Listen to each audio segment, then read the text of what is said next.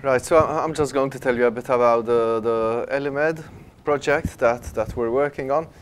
Just to clarify, the whole idea of doing this presentation together was that both projects, the MARIE project and the ELIMED project, are funded through the same program, the MED program. And very often, and rightly so, the European Commission expresses the wish that projects with a similar theme will work together so that there'll be more coordination between what is happening, and even especially in terms of what they refer to as capitalization, which is exploiting of the results of the projects.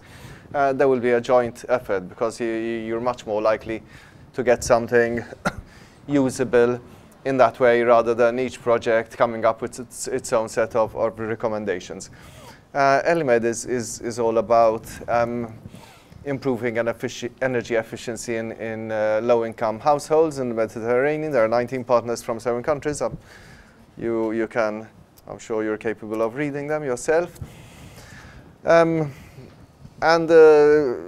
one thing which is a bit unusual that we have in this project is that we have there's a substantial amount of financing for actually carrying out a pilot study in 35 households. So in Malta, the other partners have larger numbers in correspondence to the larger physical size. 35 households. We have how much do we have? €250,000 for that. So we're looking at investing about €7,000 in each household. Okay, and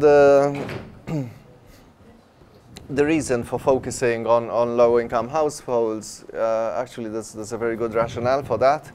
And it is that, first of all, they make up a very substantial proportion of the total number of households in Europe. And very often these households have very poor structural quality, very poor insulation. They tend to have very antique technology. So again, that would be very inefficient because more modern technologies are always becoming more efficient. And also they're what they refer to here as far too hard to reach because since they are low-income households, a lot of the government incentives promoting PVs and solar water heaters, etc., and other technologies are beyond their financial means because these are people with very little disposable income and what they wouldn't even conceive of spending €3,000 on a PV system. They just don't have the money. So the project is looking at two things: what sort of interventions and technologies would provide a useful result in terms of increasing energy efficiency, how much, and our targets overall is to achieve increases in energy efficiency or reductions in consumption of 30%. And what sort of policies you have to put in place, what financial mechanisms you have to put in place to encourage such low-income households to actually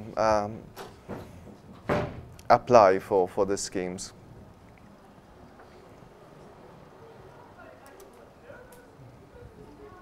All right. So back to the capitalization. The common capitalization, as I said, more or less in other words, is that the two projects, and in some countries there's a third project. I forget what it's called. I don't know whether you remember, but I know that there's another related project. But we don't have a Maltese partner for that. So we're all putting our heads together and trying to come up with a common set of recommendations.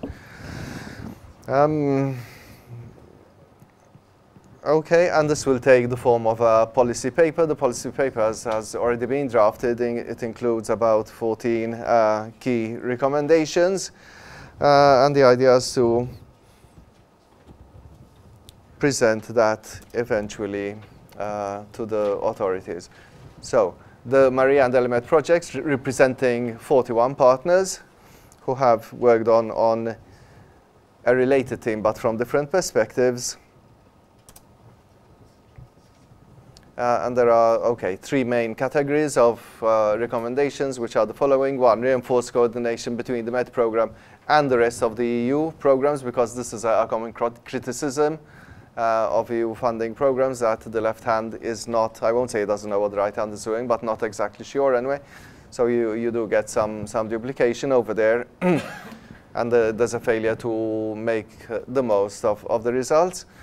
And then to facilitate the progressive implementation of the 14 strategic, detailed lines of action to the, well, 49 regions and 1,940 cities in the MED area. And then finally to promote coordination among the different member states, regions and cities, etc., to enable the successful implementation of policy actions. Okay, well, as usual, something has to be backed up with some impressive figures. You can never be sure how they calculate these, but somebody calculated anyway that if the policy recommendations made in the policy paper are implemented in full, it will lead to the creation of 1.5 million new jobs. In Europe, the whole of Europe. In Europe, an investment of 95 billion euros and an increase of 20% overall, if it is taken up to, well, to a very good extent. I'm not sure exactly what, but it could lead to an increase of 20% in the energy efficiency of Mediterranean buildings. And that's it, I think, yeah. Basically, just to add, I think those figures are quite high. In any way, to have a positive effect. We have already started working together. Maria and Elimed, by common meetings where we are discussing this policy paper. It's quite thick document. We are trying to improve it. We are placing our comments there. Once we have the final version, we'll disseminate it around, and mostly we'll have meetings and try to give it to MRA, because they're the responsible body for Malta.